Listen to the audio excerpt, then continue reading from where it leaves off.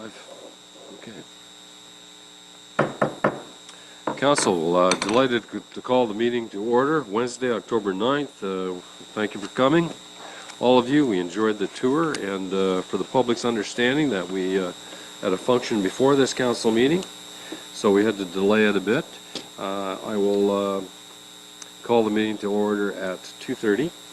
We begin this gathering by acknowledging that the land upon which we meet is the traditional territory of First Nations people, who have a long-standing relationship with the land, water, and regions of southwest Middlesex. The nations along the bank of the Thames include Chippewa of the Thames, Oneida Nation of the Thames, Munsee Delaware Nation of the Thames, and Delaware Nation of Moraviantown. We convey our respect to our Indigenous neighbors and thank them for their contributions to our culture, our community, our past, and the partnerships of the future. We notify the public that today's meeting may be streamed live as well as recorded and published on the YouTube channel and website. Just an introduction before we begin the meeting. Sarah, we're delighted to have you here tonight, our Deputy Treasurer. Sarah's the one we remit our payroll to, and we're pleased to have her here for observing today. Council, is there any member of Council declaring a pecuniary interest and the general nature thereof? Seeing none, we can move on. Additions to the agenda, it's been circulated. I'll give you a moment for contemplation there. Are there any additions to the agenda? Seeing none, the Chair will entertain a motion that the regular agenda of Council dated October 9th, 2024 be accepted as presented. A mover and a seconder, please. Councillor Choi. Councillor Myers. Discussion. All in favor? Carried.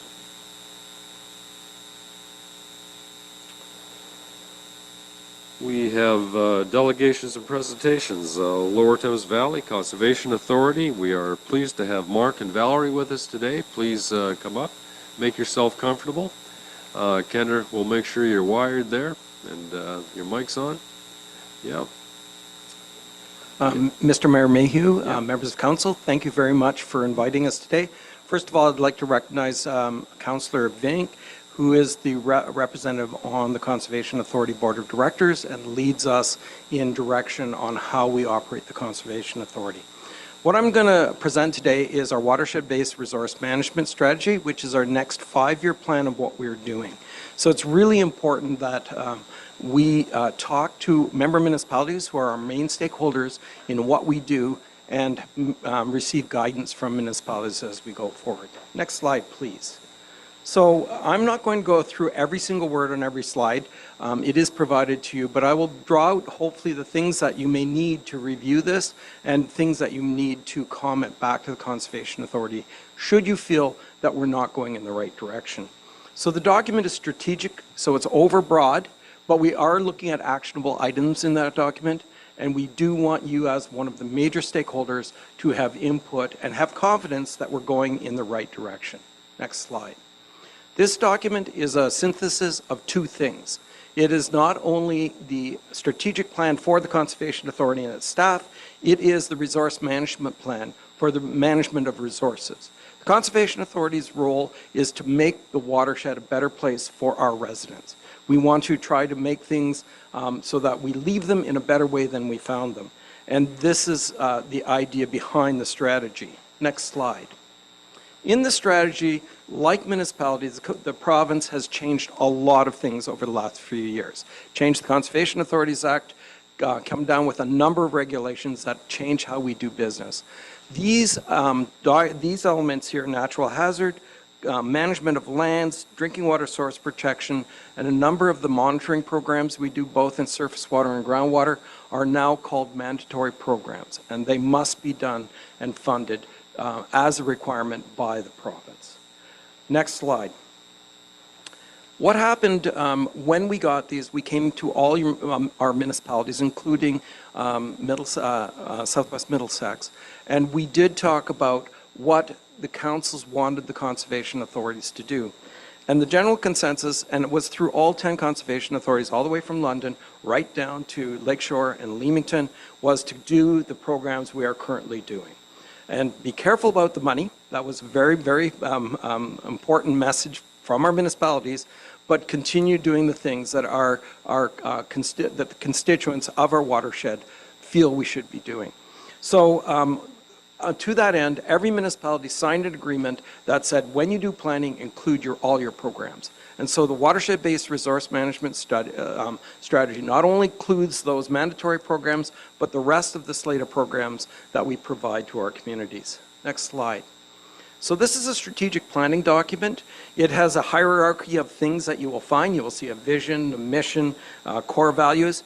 But the next pieces are really important. We've received a lot of input from the communities and from staff of municipalities and councillors about what we should be doing. And therefore, it's really important in this document to not only list things people said, but how we responded to them. And then after that comes actionable items. So how do we actually achieve what we've been told to do, and how we do that in the next 5 years. Next slide. Our vision is an important part of what we are.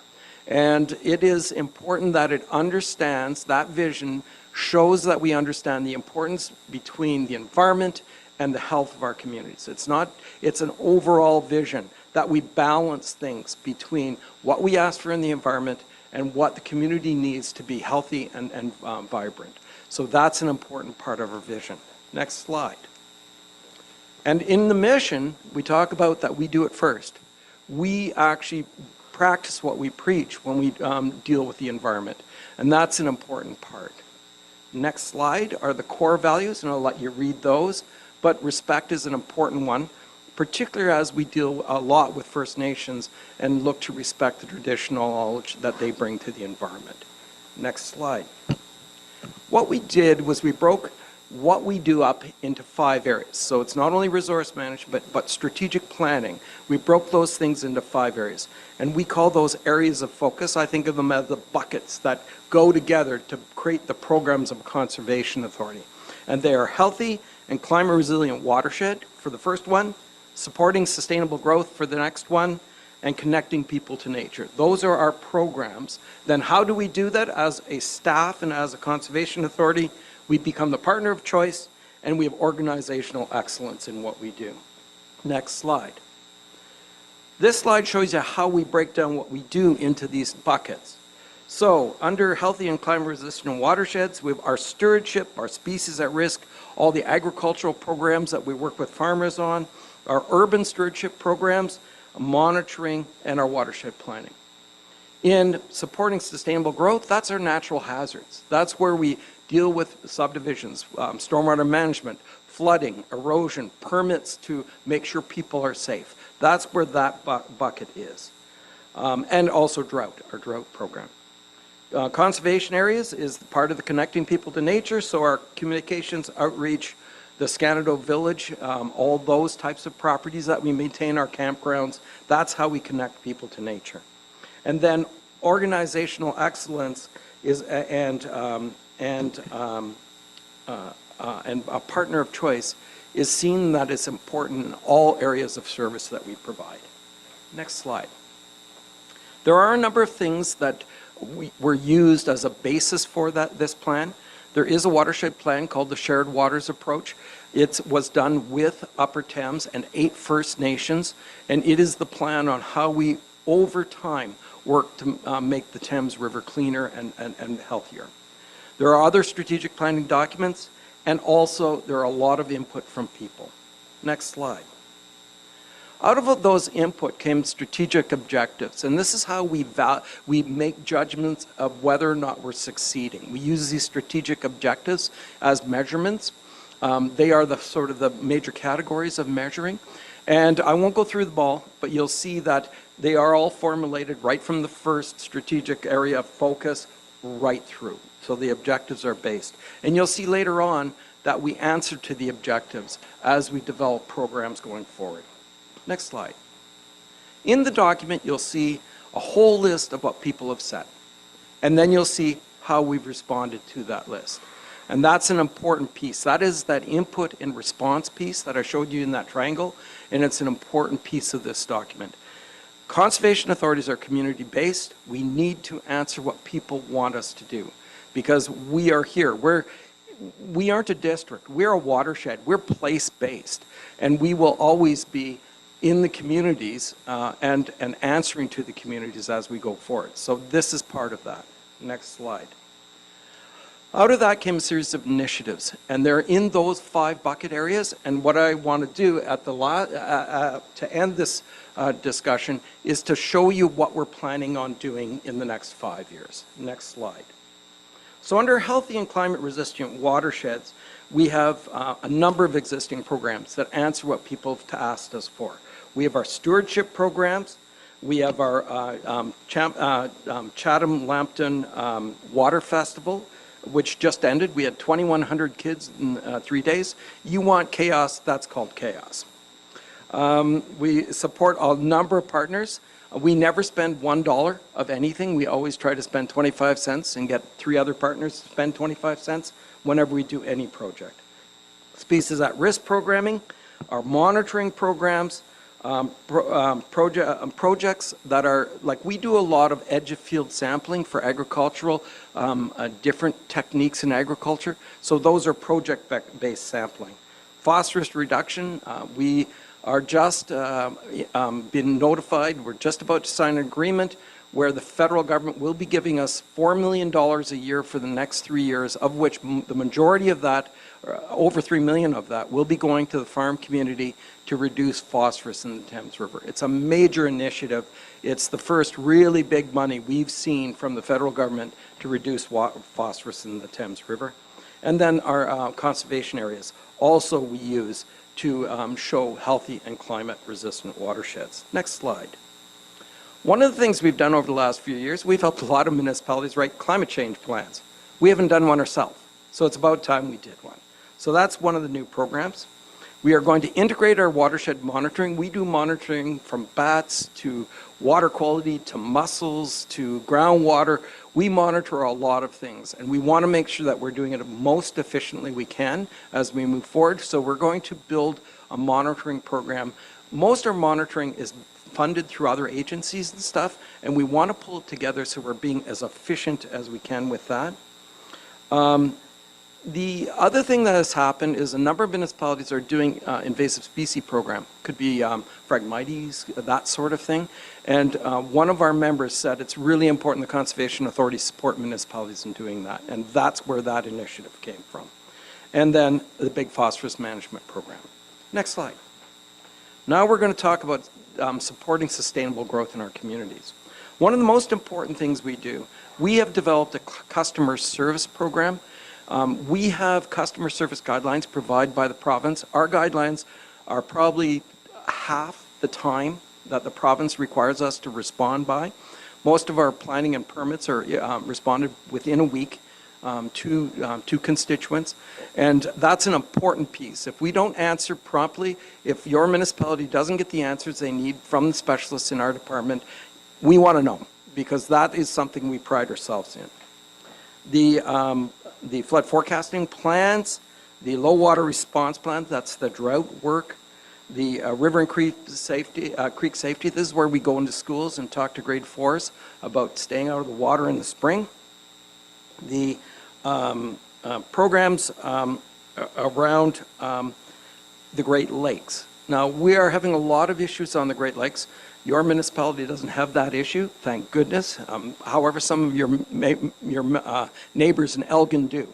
And there's some big issues along the Great Lakes, and we're working on some major initiatives there to try to protect communities there. Next slide. This is the new programs when it comes to supporting sustainable growth. We need to, because of new requirements by the province around floodplain mapping, we need to start redoing our floodplain mapping. Actually, this year we are doing bathymetry in 140 kilometers of the Thames River. So our crews are running drogues across the river doing bathymetry for 100 kilometers, and that is forms the basis of the modeling that we're building so that we can get better floodplains. The monitoring I already talked about. Ice management plans. We have a number of ice management plans under the new legislation that has to all be brought in together into one plan. That will be done by the end of the year, but it is an important piece. And it's not so much here, but once you get down into Chatham, prairie siding down into some of the areas in Lakeshore and Leamington, there are massive ice jam issues where we're flooding, when we break a dike, we flood a township. So those are the issues down there. We are developing new development policies as we move forward, many having to do with changes in legislation around the Planning Act and other acts that we deal with. The shared waters approach was our watershed plan. We're implementing that as we move forward. This is another document, this flood control structures. We operate a number of dams for flood control, and the province has now required that we rewrite all those operations plans that are now separate into one major plan. So that is another requirement. And then the climate action plan. Next slide. Connecting people to nature. We feel that it's really important that we connect people to nature by working on things with people. So the stewardship work, we do about 250 to 300 projects a year with landowners on stewardship. And that's the way we buy in. That's if people have a little skin in the game, it makes a big difference on what they think about the environment and how they move the community forward. And that's really an important piece of what we currently do. We support a lot of municipalities with natural heritage mapping and that sort of thing. We can't review the actual applications anymore because of changes, prohibitions the province has put on us, but we still do a lot of work with the natural heritage strategies and we'll continue doing that. Our outreach and education programs are important around that, and using conservation areas. Now the new initiatives, next slide, around connecting people to nature.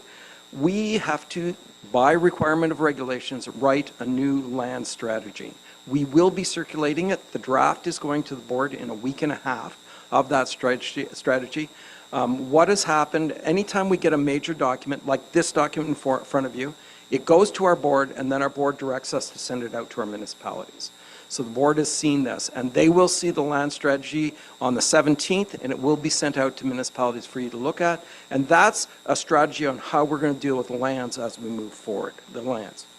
There needs to be a strategic plan for Scanado Village, because we just finished building the new Indigenous Education Center. We have been working with Chatham-Kent on a new education center at the SWM Wilson area, just north of Blenheim. And that center needs a strategic plan, but we're a lot of that's we're working with the municipality. And then a natural heritage strategy, which, believe it or not, the province is going to fund. After all the changes. Just before we go on, yes. Our procedural bylaw indicates delegations of 10 minutes. Oh, I'm We'll sorry. certainly give you more than that. You've gone about 15, so if I could give you an additional 5 minutes, could you wrap it up? I can do it in 1 minute. No, 5 minutes is Oh, good, okay. okay? Thank you, Mr. Mayor. I appreciate that. No problem. Okay, so existing programs for partner of choice. We do a lot with our staff to make sure that the clients are well served, and that's our customer service program.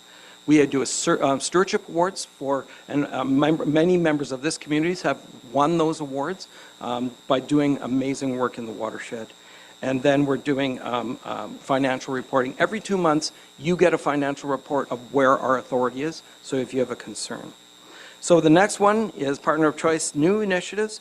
We're going to do Indigenous training for our staff, and we're going to develop a new communications plan. This is the final area. Next slide. Existing programs for organizational excellence. A lot of it came from our last strategic plan, pulling our staff together. We have staff all the way from near Delaware down to near Lakeshore. So we have one of the big initiatives in making sure that we have an organizational excellence is making sure our staff communicate. So we do a lot with our staff. A lot of that's in here. And then next slide after that, we need to do a salary review. About 2 years ago, we lost a third of our staff, and it was because we weren't paying competitive salaries. Our board's been working to address that, but that is something that we will be doing going forward. We are doing an asset management plan. We're going to try to be more progressive and proactive in our asset management, and then we're updating hiring procedures. Mr. Mayor, That is it. Thank you for indulgence. Very interesting. You did remarkably well. You had a 63-page report there, and I think, 18 minutes is pretty good. Okay. Thank you. Council, any questions you wish to ask Mark or Valerie? Yes, go ahead, Councillor. Mark. Thank you, Mayor. First of all, I noticed that you put a new rest area in the Carolina Forest, and that's a very nice situation. People can park and go for a little walk there. So that must have been done quite recently. Mr. Mayor? Yes, it was. It's been requested by different users for a while, and so that's why that was done. So Mike, I have a couple of questions here. Hydro One is undertaking environmental updates for the new proposed hydro line. Is LTVCA involved with that? Mr. Mayor? Yes, we are, and they will be requiring permits from us for any of the major work around water courses as they do that work. And Mark and Valerie, you mentioned something about new phosphorus management. Will any of that program be undertaken in Southwest Middlesex? Mr. Mayor? Yes, it will. That's every watershed within our area will be eligible to receive funding. The community, mostly the agricultural community, will be using that funding. Yes. Okay. Just one more. Yeah, go ahead, make it brief. Yeah. Okay. Thank you, Mayor. Does LTVCA give municipalities advice on water retention ponds? In the cities, you see water retention ponds, and we're getting new developments in here. So do they give advice to local municipalities on flooding and water retention ponds?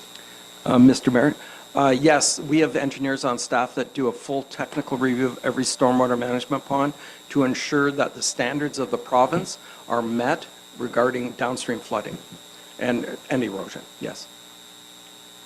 Okay. Thank you, Martin. Any further questions, Council?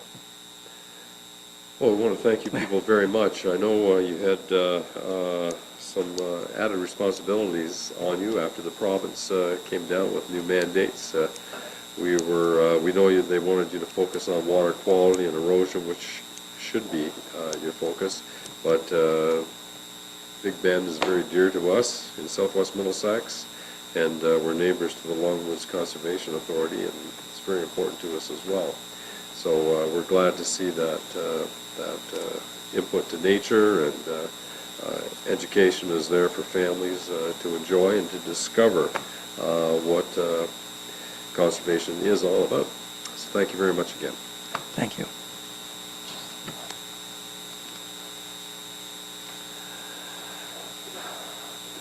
Is David Samuels with us? Oh, back row, there he is. David, how you doing? Gosh, you're back there. Come on up.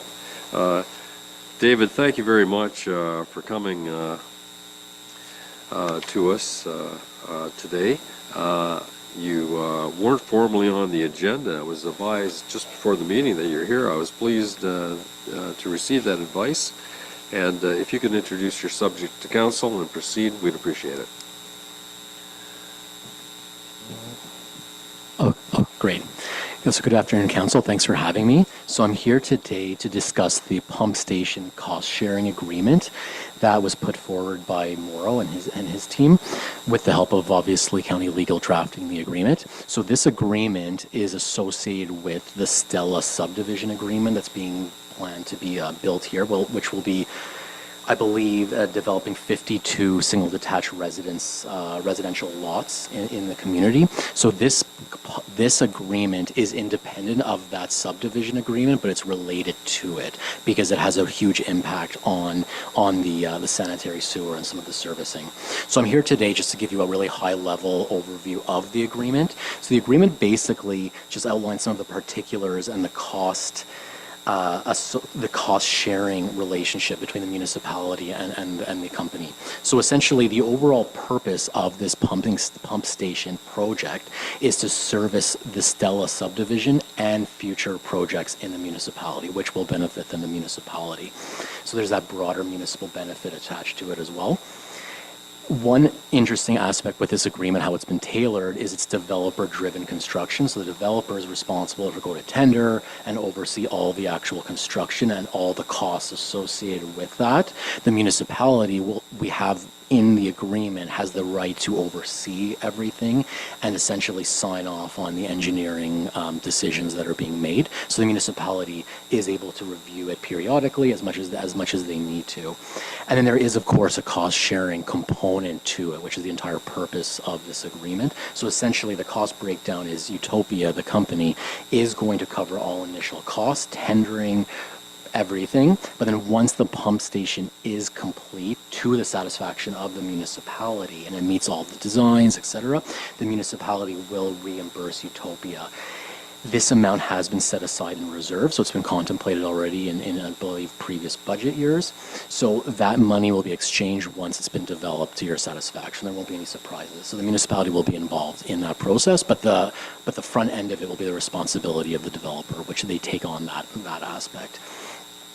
So essentially, that is the agreement in a nutshell. This agreement is just a few pages. It just discusses the relationship of the developer essentially fronting that cost of the construction. We do, like I said, I just want to make it clear that the municipality's engineer is going to sign off as well as the developer's engineer. So everybody's going to be on the same page, and nothing will really get completed until your sign off. And then once you're satisfied, it will then eventually get assumed by the municipality, and then that's when that payment exchange in a nutshell. I'm happy to answer any questions if anyone has any. Thank you very much. David, what about the municipality will not go through a tendering process? That will be in the hands of the developer completely to find the best investment he can make on it, eh? Through you, Mr. Mayor, absolutely. So that's part of this arrangement, is the developer is responsible for all of that front end costs and responsibilities. So they'll be in charge of the tendering, construction, all of the upfront costs. So essentially, the municipality just signs off on the design. I don't know if there's anything more wants to add on that end, but essentially we have it in here. The municipality signs off on the designs once the developer deals with all of that. Okay, so the requirement liabilities and things of that nature are to the specifications of the developer, not to the municipality. Is that correct? Correct. Yeah, correct. All right. Any further questions? Yes, Councillor Myers, please go ahead. Oh, yeah, did you? Okay. Martin? Yeah, thank you, Mayor. It's quoted in here that it's going to, our cost will be $509,000. Is that set in stone, or that could change? So through you, Councillor Vink, that amount is now set in stone should the municipality sign this agreement. So the developer signed it, and if the municipality signs it, that preserves the amount there. So it does give the municipality some assurance and closure that this amount won't go up. So say, for example, we were to hypothetically hold off and sign it later, that amount could change. So we're committing to this amount right now, basically. Yeah, Morrow, please go ahead. I'm sorry to keep you waiting there. Yeah, I can just add to it. So this is with the Stella subdivision. So basically, this amount what we're agreeing to today will be the lump sum amount. And if he chooses to build this in a year or 2 years and the costs go up, he'll have to cover those costs. But our engineers are also working with his engineers to ensure the design meets the MECP requirements for pump station. So it's a joint effort with the developer and ourselves, but our engineers are reviewing their designs to ensure that they meet all the standards required. Thank you very much. No, it does seem like a lot of money, but I just remind council that the assessment and the taxation that we will receive on 45 homes is substantial in the long run, so it's money well invested. Yes, Deputy Mayor Scholdeis, please go ahead. Thank you, Mayor Mayhew. This question is for Morrow. I'm just wondering, will this excess flow have any negative effect on people further up on McKellar Street? Or is there anything in place to prevent that from happening? I'm sorry, I don't understand the question. From the people that I talk to on McKellar Street, they don't have any issues with backing up into their basements like some other areas of town. So what is being put in place to prevent this excess flow from creating a problem further up? So this pump station is specifically for the Stella subdivision and the lands to the east that are for future development. I guess what I'm asking is, and I'm not sure on this, does it run up McKellar Street? Yeah, so it will, I'd have to check the exact route, but it will go up, I'm assuming it goes up McKellar to the main on Main Street and then over to underneath the tracks. There is capacity in that line for these new flows. Okay.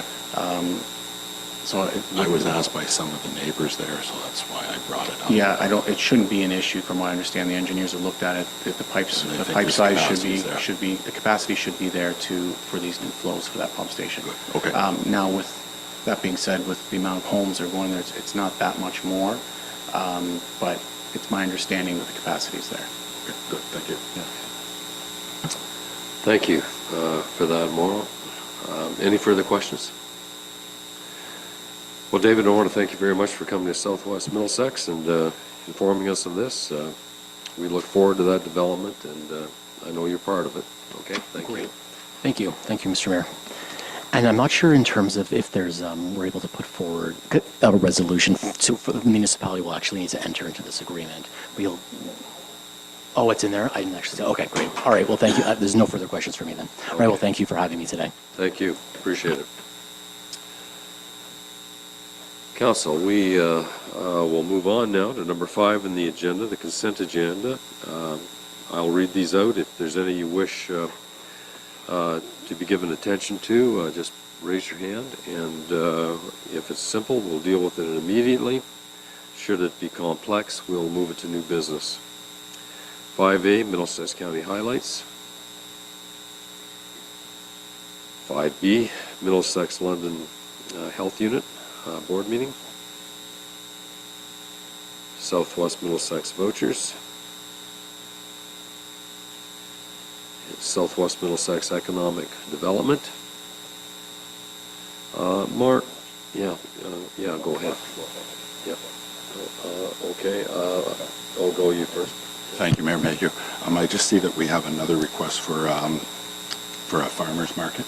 Yep. And I just wondered before that request comes before council if we could get a report on what the municipal's responsibility on that end of it will be. Yeah, I think we have done some work on that already, and it's a good question because my question, Deputy Mayor, to Mark was because there are 2 resolutions in those minutes, that by adopting those minutes, council is in turn adopting that resolution. So the status was, Mark can perhaps explain it, and our CAO has information on it, but we were, I think, merely searching for someone that was interested in administrating a market outside of the atmosphere of council. And you can add to that, Mark, if you wish, but no, I think we do not want to take on the responsibilities of a farmer's market, but there are people in the community that may want to. And so it would be, and they would have their own insurance and look after it. Can you add to that, Mark? Yeah, and I don't think the Economic Development Committee can proceed any farther than we have already without it coming to council and being approved by council. And Mark, was there a second resolution from that meeting? Yeah, I just, where's,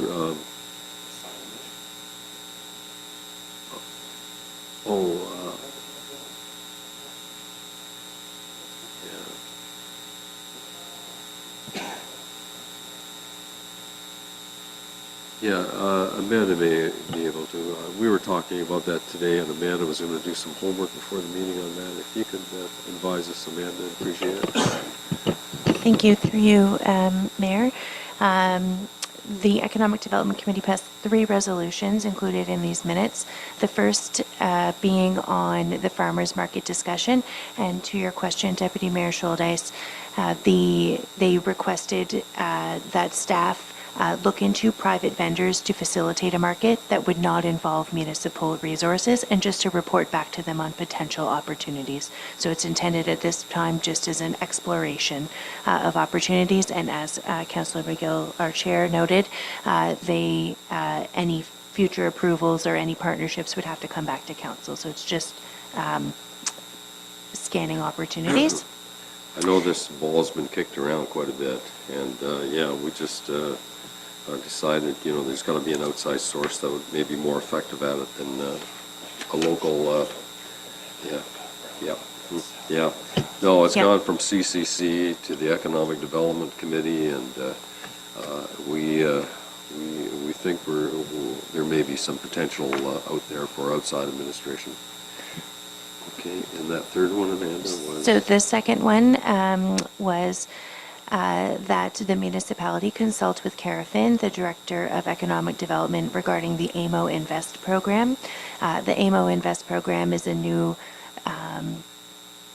program offered through AMO, which has a website throughout the province, which includes all industrial land for development. So the direction of the committee was for staff to investigate, what it would take to become listed on that site with our amenities here in the municipality, and to report back and to the committee, and also to consult with Middlesex County on whether it was a suitable opportunity, in their opinion, for us to pursue. It's just, again, kind of research and reporting back. And the third direction or resolution approved by the committee was to investigate a scope of work and budget regarding wayfinding signage. There was some discussion at the committee regarding installing certain amenity signage. I believe the example was for the library on the main street. So it was just to look at what opportunities there were in existing signage. The county does offer some grants to local municipalities, and also to look at a potential wayfinding signage study for consideration during the budget process for council. So again, all would come back to council for their consideration and approval. That the county would be very receptive to that, because it is their program in the library. But we could add on to that things like Project 2000, the soccer fields, the arena, and we could have consistent signage for all the amenities of that, from Simpson Park to the arboretums. And if we can get some grants to cover that on someone else's coin, I think it would add to our municipality's appearance and our first impressions. Okay. Can we leave that now? Moving on, we've got Southwest Middlesex Council meeting minutes. Any questions on that? Okay, I think we've been through that, Council. Are there any you wish to defer to any in new business?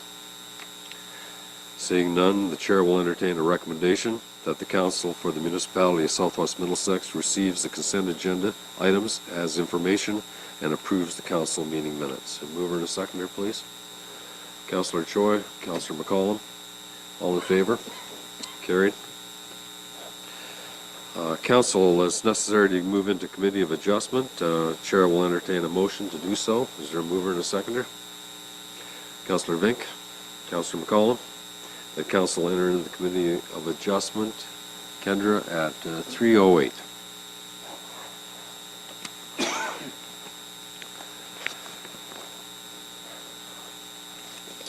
We've called the Committee of Adjustment to order at 3:08. Council, is there any member of the committee declaring a pecuniary interest or the general nature thereof? Seeing none, we can move on to the minutes of September 25th, 2024, that they be approved by the committee as circulated. Is there a mover and a seconder for that? Councillor Choi, seconder for that. Deputy Mayor Scholdice. Questions? All in favor? Approved.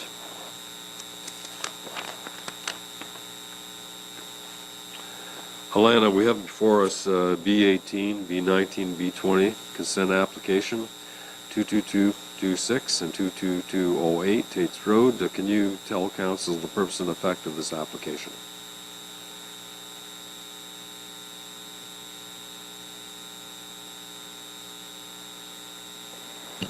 Thank you, Mayor, through you.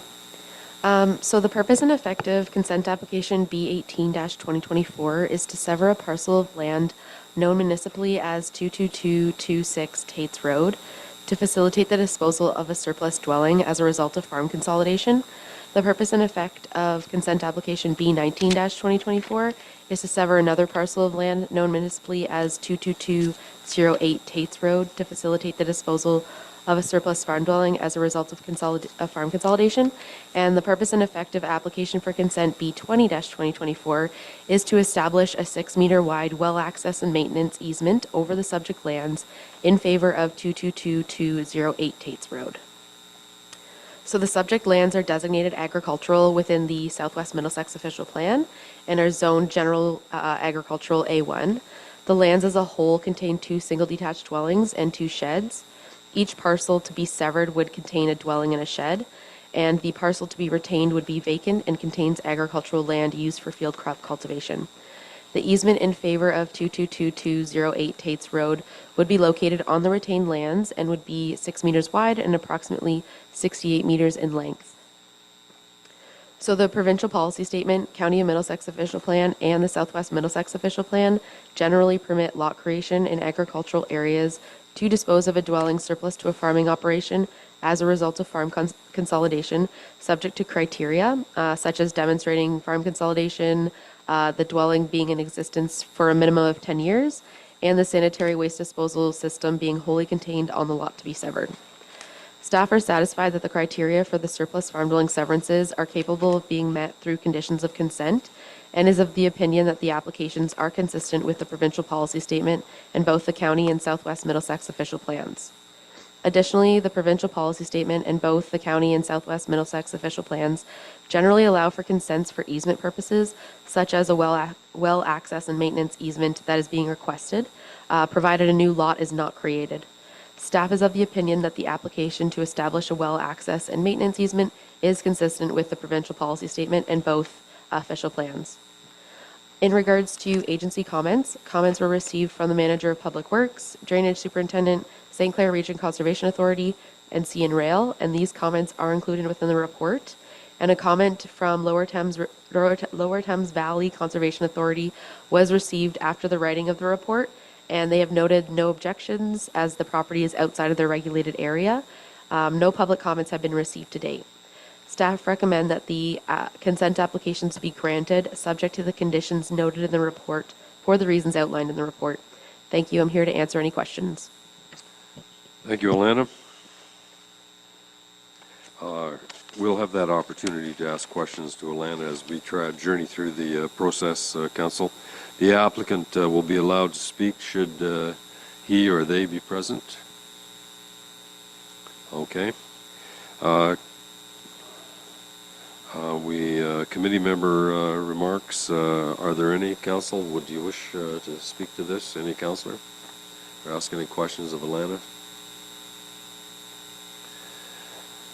Alana's report has indicated that there have been no communications, oral submissions, or written submissions from delegates.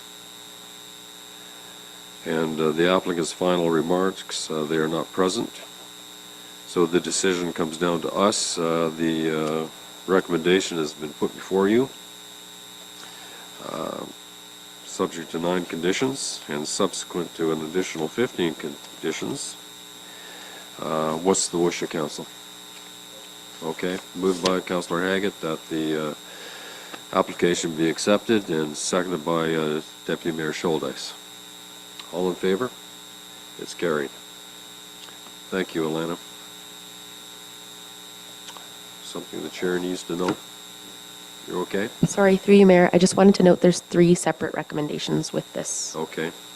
Do you have to present those? Or you have presented those? Okay. And, all right. And those additional recommendations are in addition to the first 9, the 15 I mentioned? Yeah, I mentioned that to council that there was 9 conditions, and then there was another 15 conditions following that. It's lengthy. Okay, any questions? I'll call the vote then. Thank you, Councillor Haggett, Deputy Mayor Schuldes, for moving and seconding that. All in favor? Carried. Future meetings, staff will advise council of it. The chair will adjourn this committee of adjustment at 3:15 p.m.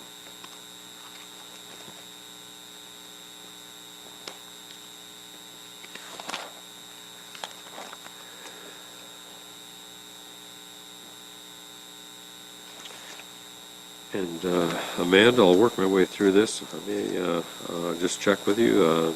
No public meetings. Staff reports. We have the 2025 budget summary.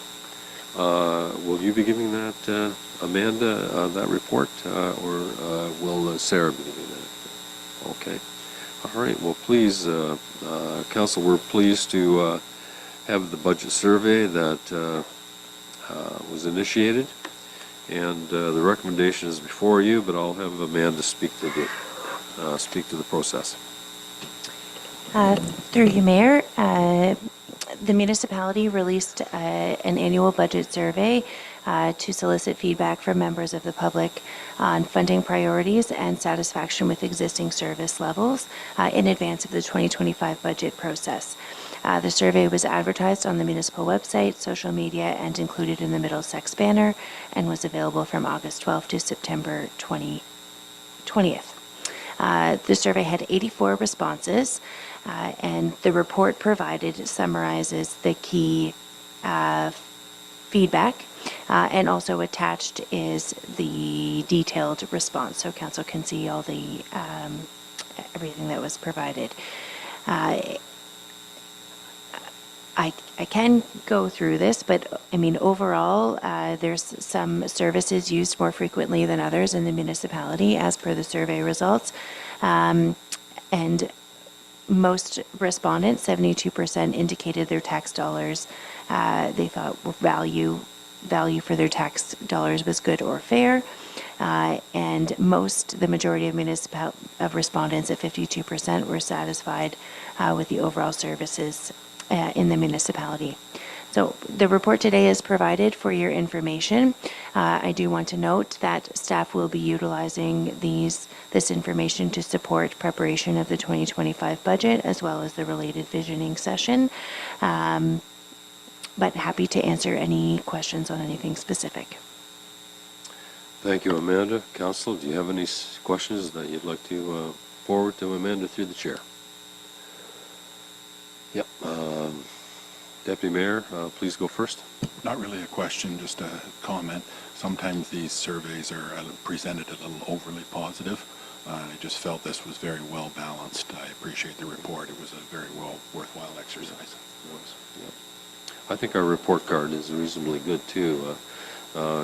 Governments are not well liked by many people, and this one, I think, fair to good is not a bad average. A good litmus test. Martin, you had a question? Thank you, Mayor. It says here something about the London Humane Society, and I wonder if you could elaborate a little bit on that. As far as the old contract is when it's coming up and when it could possibly be tendered again. Through you, Mayor. Thanks, Councillor Vink, for the question. This is provided, that is referenced in related to the report. There was an open-ended question related to customer service suggestions, and one of the suggestions was regarding our animal control and the location of those services. There is a report planned to council. As I understand, that contract was directed to be retendered this year, so it's planned for our next meeting, October 23rd, and council will have more information on the process recommended and timelines at that time. Good. Thank you. Okay. Council, any further questions? There's a recommendation before us. The council received the report on the 2024 budget survey results as information, and that Chief Administrative Officer be directed to use public feedback provided to inform the preparation of the 2025 budget. Is there a mover and a seconder for this? Councillor Myers, thank you. Councillor Haggett, all in favor? Carried.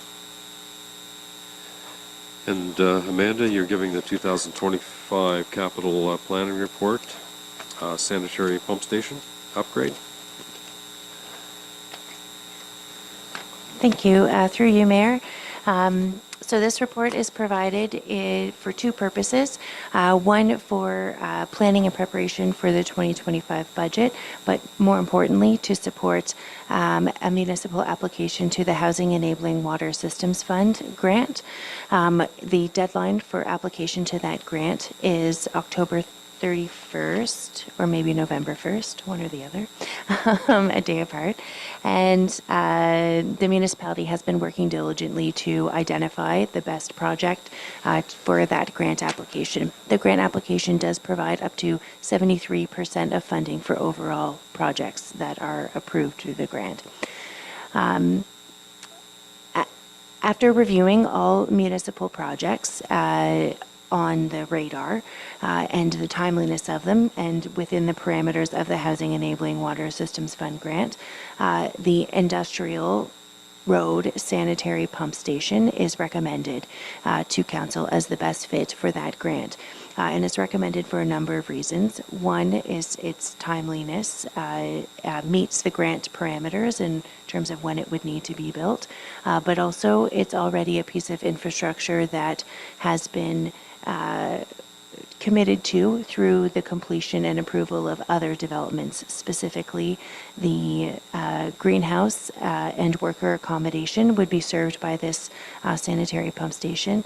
Lachlan Glen subdivision, phases 2 and 3 would also be served by this pump station, as well as provide some existing additional capacity to our existing infrastructure, as well as future capacity for the industrial park pump station. So in the way of our infrastructure planning, first the force main has to be installed with its paired pump station on Victoria Street, and then the industrial road sanitary pump station in order to provide servicing to that whole new residential area. So to meet the needs of those areas, the greenhouse and Lachlan Glen, the industrial road sanitary pump station needs to increase its capacity from 10 liters per second to 52 liters per second, which is a 500% increase. The project overall is anticipated to cost about $2 million based on our initial projections. If successful with grant funding, the municipality could receive just under $1 million, or around $980,000 to support the grant. So what we're proposing to council today is twofold. One is that the project be endorsed for application to the Housing Enabling Water Systems Fund grant. And second, that the staff be able to add the design and engineering services for the industrial road sanitary pump station to the existing design services being retained from Stantec for the force main and Victoria Street sanitary pump station. And we recommend that for a number of reasons, which are outlined in the report, but include streamlined process, design consistency, and cost efficiency. The cost for awarding those design services is $319,000. Thank you, that was my memory. $319,000. And we anticipate that if that was approved today, it would be carried into the 2025 capital budget, but we could begin working on the design now, which would support the timelines for the Housing Enabling grant if we were successful, and also queue us up for construction in 2025 during the year rather than beginning design early. So it's kind of twofold. Happy to take any questions, and of course Mauro is here to assist with the technical ones. Thank you very much, Amanda. And Mauro, thank you for any contribution you can make. Just to remind council that it is a time-sensitive issue. October 31st will be soon upon us. So, any questions? Yeah, Martin, go first, followed by Mike. Thank you, Mayor Allen. Well, we all had high school science. For every action, there's a reaction. And so I'm looking at these figures here. We have 887,000 in reserve for glycosanitation. So we just spent 500,000 on Stella. Possibility of 1.3 million here, maybe 361,000. And then we still have the main force main project that the glycosanitation users will have to use. So, so that hasn't been told to us where the deficit's going to come from for all these projects. Amanda, go ahead, please. Thank you, Councillor Vink, through you, Mayor. It is my understanding that recent approval of the cost-sharing agreement for Stella, that funding has already been allocated in a previous budget, so it's already sitting and waiting to be allocated to that project, so it's not a new allocation. The same with the force main. It's already been budgeted in 2024, so the costs have already been allocated. The only new allocation being sought today is the $319,000 to support design for this future project that is required and committed to by council by nature of approving the Lachlan Glen subdivision, phase 2 and 3. We have tacitly committed to spending the money to support their infrastructure. Okay. Mike, go ahead. Oh, you want to follow up? It says here, private entities contribution, 660,000. So is that what you're referring to that's already there, or is that, how do you come up with that figure? Great question. So, no, that's not what I'm referring to. Those were related to the force main and the, what was that, 509,000 for the Stella agreement. That's what I'm referring to is already there. But the private entity contributions do relate to, yes, the Lachlan Glen subdivision. So based on the existing subdivision and development agreements that are in place between the municipality and the greenhouse and the Lachlan Glen subdivision, there's a commitment in those that those developers contribute to the necessary infrastructure needed to support their future phases, including this pump station. So those agreements already have their commitment in place. And what Mauro and I did with our engineers is we reviewed the capacity needs of those future developments and the agreements, and working with the engineer, we came up with a percentage of the total amount that they would need to provide based on their capacity needs, and that's how we came up with the $660,000. Thank you. Mike, question? Thank you, Mayor Mayhew. I think Amanda has already answered this question, but if we're combining that pumping station into the Victoria Street project, why don't we include the entire scope of the project into this application? Thank you, Deputy Mayor, through you, Mayor. There's a few reasons why we cannot include that full project in this grant application. Part of it is that the force main and the Victoria Street pump station project has already begun. Like in terms of, we've already completed the design and we've already created the funding envelope in the 2024 budget. And we want to move forward, I believe, on that project as soon as possible. If we were to wait to apply for that project to this, one, its overall budget would be on the high level for what would be available through the Housing and Water Enabling Fund. So it maybe makes it a little less likely to be successful just because it would be such a larger amount of money. It would also delay it.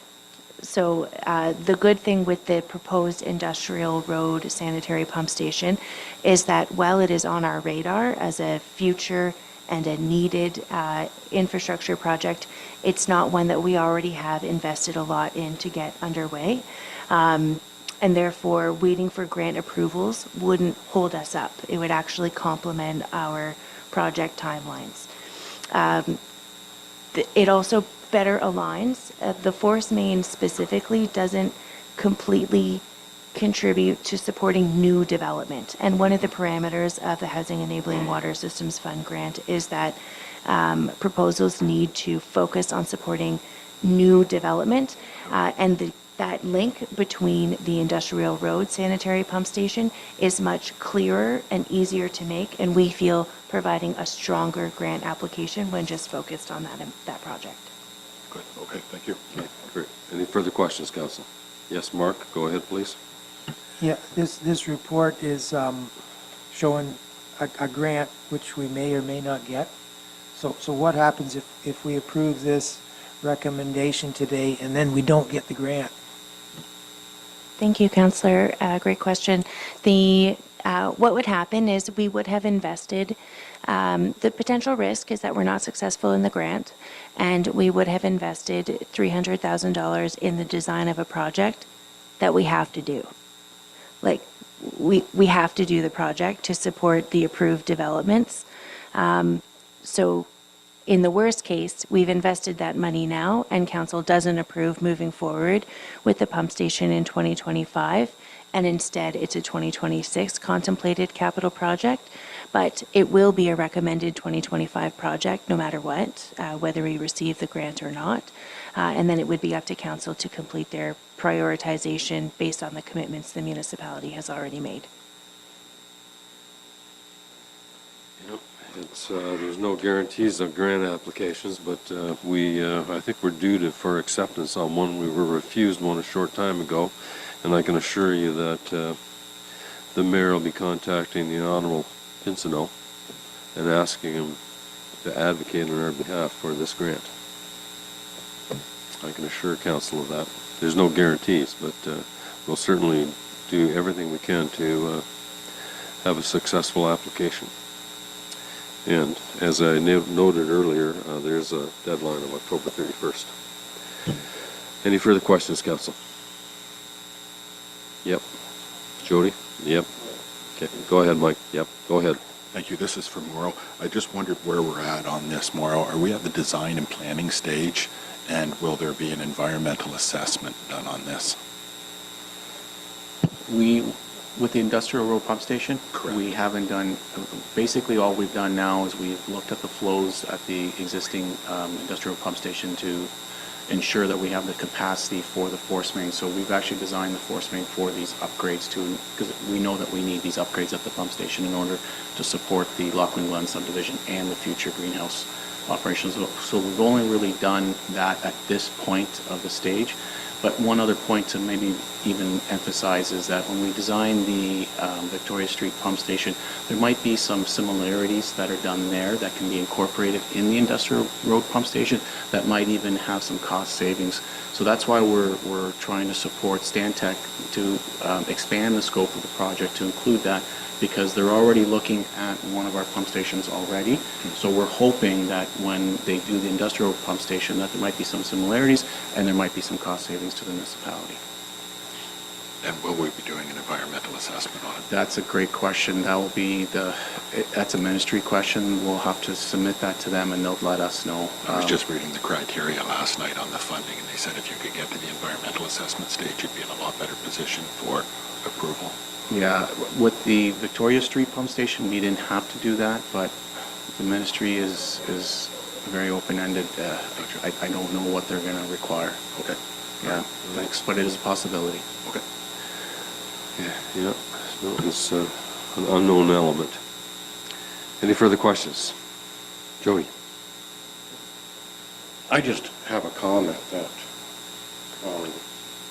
we basically pass these people to build and make our community get bigger.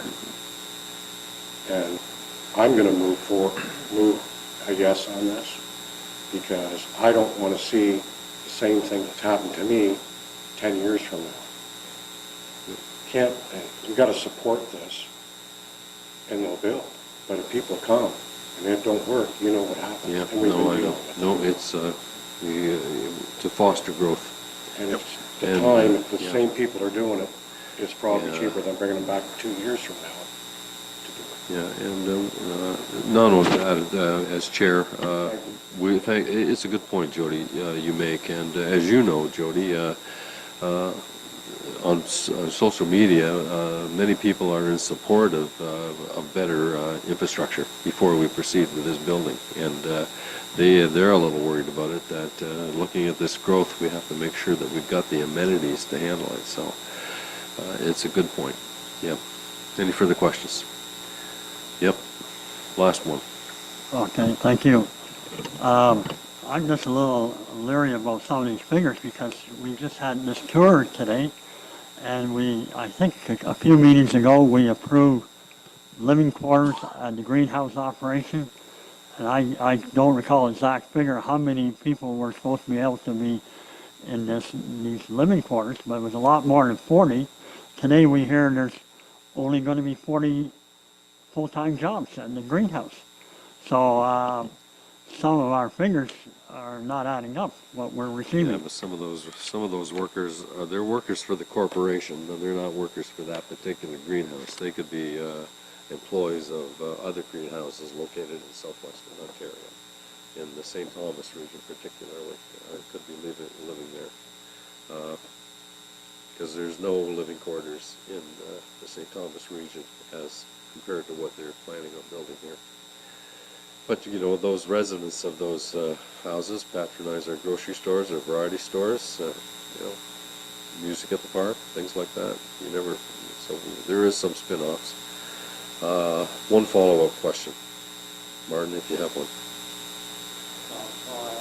I just thought I'd point that out because, you know, we have quite a bit of infrastructure that we have to put in for these extra residents too. Yep. And so I don't think we got the total picture when we were at that meeting. Yep. Amanda, yes, go ahead. Thank you, through you, Mayor. Great observation. Just I want to clarify how I understand those figures. So council hasn't yet approved those worker accommodation. They've just done a rezoning. So Lena's still here. Yes, that's right. And I believe it was for 200, up to 200 workers. It was 3 or 4 units. But they may not be utilized all or built all at once also. So I would anticipate that the greenhouse would phase those in on an as-needed basis and as they expand their operation. And to your point about, you know, where the financial contribution for the infrastructure, the greenhouse facility in particular is one who has entered a cost-sharing agreement specifically for the industrial road sanitary pump station to offset the costs for their worker accommodation and for their needs on site. So just want to point out that they will be funding kind of their own needs. It won't be on the overall tax base to fund those needs. Okay. Last call for questions. Councillor Haggett, would you make that a motion? Thank you. Seconder for that, please. Deputy Mayor Schuldeis. All in favor? Carried. Thank you, Council. Amanda, thank you for walking us through that.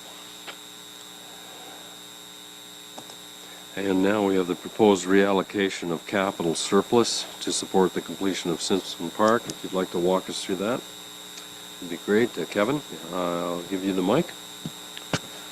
Perfect. Through the mayor, before you is a report asking for direction from council to allow staff to use capital surplus to finish the rehabilitation of Simpson Park. After discussing with our deputy treasurer, funds in the amount of $32,416.51 are in surplus from other capital projects in 2024. If council was to approve the use of the surplus, I'm confident the park will be ready for use in the spring. And I'm here for any questions you may have. Thank you, Kevin. Council, any questions you'd like to direct to Kevin through the mayor?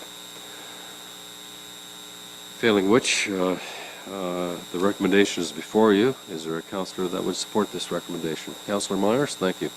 Councillor Choi has seconded that. Last call for discussion. All in favor? You can proceed with that with great confidence, Kevin. That's good. When do you anticipate people can have shovels in the ground? I had spoke with the contractor actually earlier today, and not next week, but the week after, we can get the walking path started, and then by the end of the month, the pickleball posts and everything will be lined out by the end of October. Okay, and the deck around the train station is... Still waiting on a price from a couple contractors before that, but that should be done by the end of the season as well. All right, thanks very much for that. Yep, good luck. Councillor, moving on in the agenda, there are no notice of motions, I believe. Correspondence and petitions, I have been advised of none.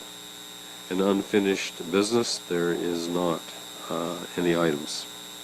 New business, none. County Council and conference updates, we've been given those by County Council. Councillors, any announcements? Okay, seeing none. I've been advised that there is no closed session. There are 3 bylaws before you. Bylaw to appoint division registrars, being a bylaw to appoint a division registrar of the municipality of Southwest Middlesex, and repeal bylaw 2020 and /050. 16B, a bylaw for cost-sharing agreement with Utopia Custom Homes, being a bylaw to enter in a cost-sharing agreement with Utopia Custom Homes for the intention of development. And the last one is the confirmatory bylaw, 2024-064. Council, any questions on those bylaws? Is there a mover and a seconder to adopt them? Councillor Choi. Councillor Myers. All in favor? Carried. Council, thanks very much for today. Staff will advise you of future meetings. I want to thank Amanda very much, and our staff of Public Works and Recreation for your input today as well. We know how hard you work. The chair will adjourn the meeting at 3:41.